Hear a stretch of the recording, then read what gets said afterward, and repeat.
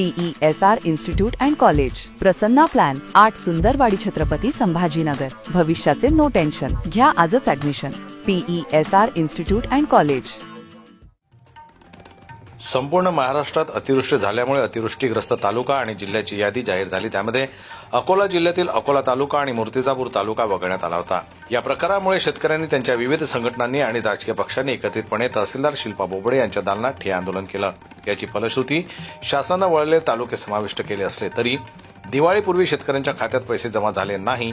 तर 17 ऑक्टोबरपासून ठिय्या आंदोलनाचा इशारा प्रगती शेतकरी मंडळाचे अध्यक्ष राजू वानखडे यांनी दिला आहे.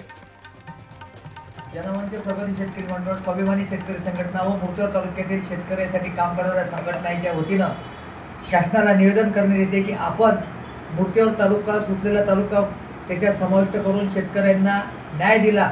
पण दिवाळीच्या पूर्वसंध्येला जर शेतकऱ्याच्या घरी बाजारासाठी जर ती मदत पोहोचली नाही, की त्याचं कारण म्हणजे किंवा की शुक्रवार दिवस हा मुर्तेवार तालुक्यातला मोठा बाजाराचा दिवस असल्यामुळे दिवाळीच्या बाजाराचा दिवस आहे तो.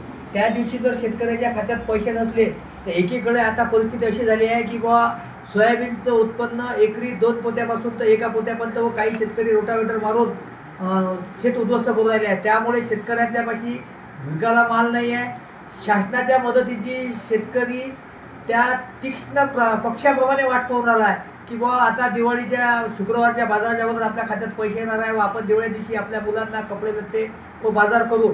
जर शासनानं गुरुवारपर्यंत मदत टाकली नाही तर मूर्तिजापूर तालुक्यातील सर्व शेतकरी शुक्रवारी बाजाराचा झोला घेऊन, बँकेचं पासबुक घेऊन तहसील कार्यालयावर ठिय्या आंदोलन सुरू करतील व ठिय्या आंदोलन ते इतके दिवस चालणार आहे की बुवा जर त्यांच्या खात्यात पैसे पडेपर्यंत शेतकरी लोक तहसील कार्यालयावर घरी जाणार नाही, याची शासनाने जाण ठेवावी. प्रशासनाने शासनाला अतिवृष्टीची माहिती दिल्याचे माननीय तहसीलदार आणि उपविभागीय अधिकारी संदीप कुमार अपार यांनी उपस्थित शेतकऱ्यांना बाबत माहिती दिली.